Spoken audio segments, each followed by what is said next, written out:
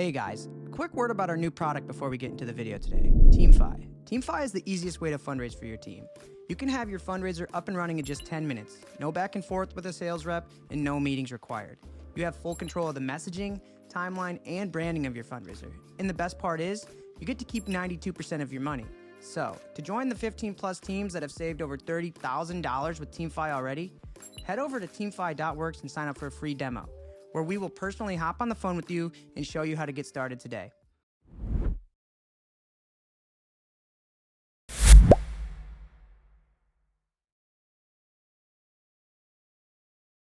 Would you describe Gobles as a football town? Absolutely. Oh, absolutely.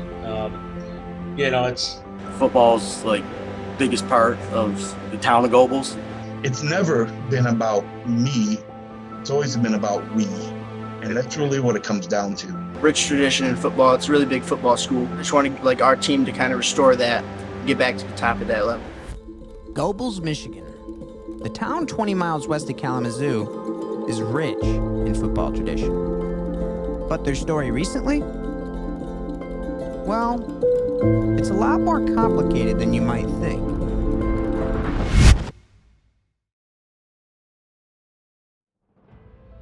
The Tigers didn't dub themselves a football town for no reason. Success was in their blood. Under the leadership of legendary coach Dan Armstrong starting in the 1970s, the Tigers had an unbeaten season in 1983 and a state title in '84. They didn't stop there, though. At the turn of the century, they made the finals 2 more times. And in fact, from the year 1976 to 2007, they only had 2 seasons under 500. They sent almost 20 players on to play college football. The Tigers were successful through and through. In the town, they couldn't get enough of it.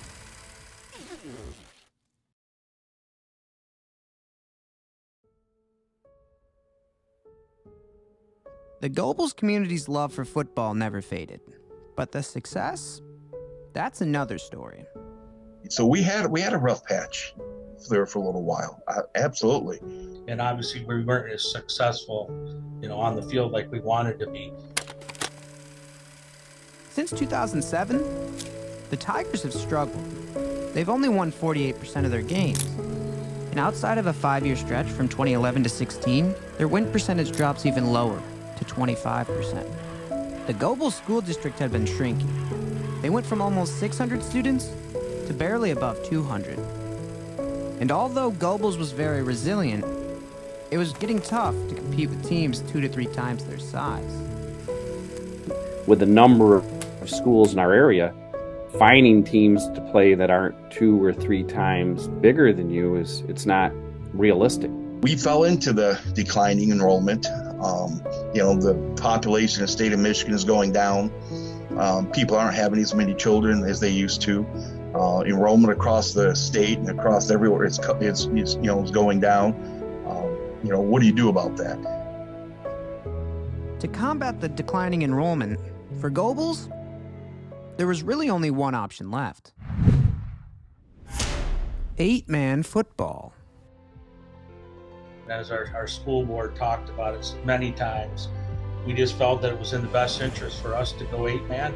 Because we played 11-man most of our lives and got introduced to 8-man. Knowing the numbers that we had coming up, we had to make the change for what was best for our student athletes. Gobles had been an 11-man football team their entire existence. So the people around town had the same question you probably do. 8-man football. What is it?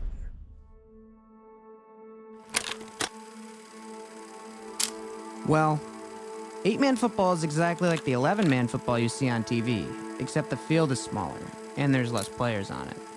Initiated in 2009 by the MHSAA, it was the solution to the ever-growing problem in Michigan. Small schools were disappearing. As the enrollments of small-town schools across Michigan continued to decrease, they could no longer field 11-man football teams. But 8 players was far more feasible. Regardless of the stigma, Gobles took a liking to this new style of football. Football is football. And I don't care if it's with 8 men, 11 men. 16 men, football is football. And that's kind of what we discovered. I mean, it's cool, it's different, but it's still football. It's all that matters. So you play tough. It's really exciting.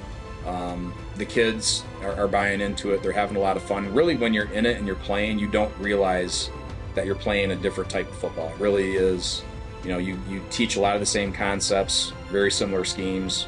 The kids are learning a lot of the same stuff, and it's still about blocking, tackling, and scoring. But they've made the field smaller, so the ideas and concepts of football, 11-man football, are still exactly the same. It's honestly not as different as people think. It's when you're playing it feels the same. It's just a few less guys. It's not a whole lot different. Field smaller, but very similar. The community seems to have really gotten behind it. I like 8-man. I like it more than 11-man, really, because the speed of the game. Our alumni have embraced it. They're coming around. They're supporting our student athletes. It's the future, so.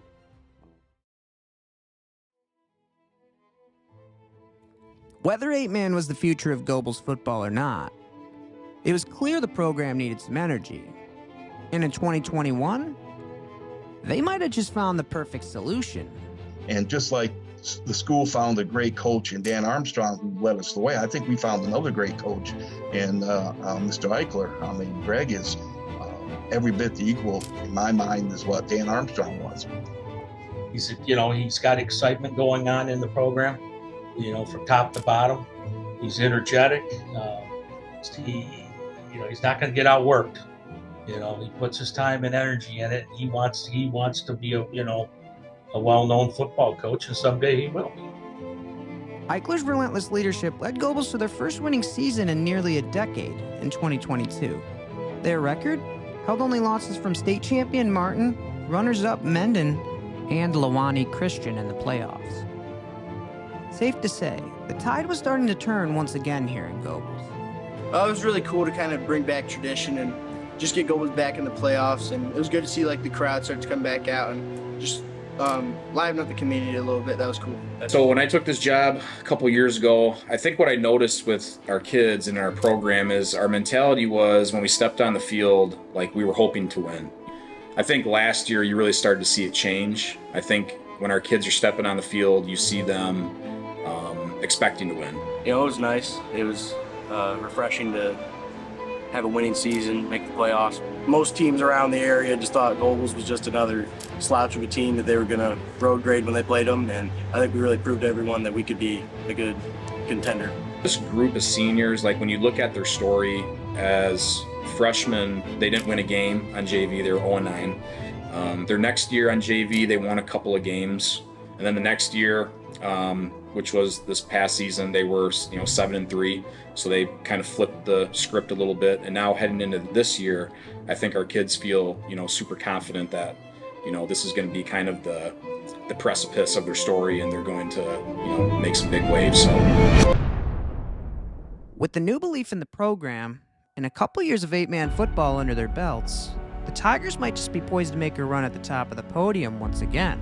We got a great group of seniors, a lot of guys, and it's go time. I mean, we've been waiting for this moment since we were kids. Expect that when they go out there, they're going to win, and they're going to make a serious run at it this year. And we have good connections on the field, so it'd be good to see what happens in our senior year as we play together. I love the tradition. I love seeing the school changing to be like what it was. Refreshing to have a winning season, make the playoffs, but also didn't really end how we wanted it to, so big things this year. Been working hard. Sky's the limit for this team, I think.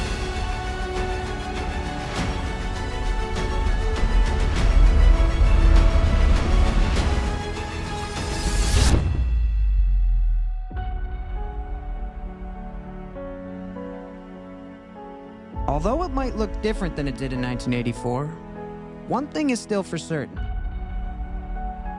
Gobles is a football town.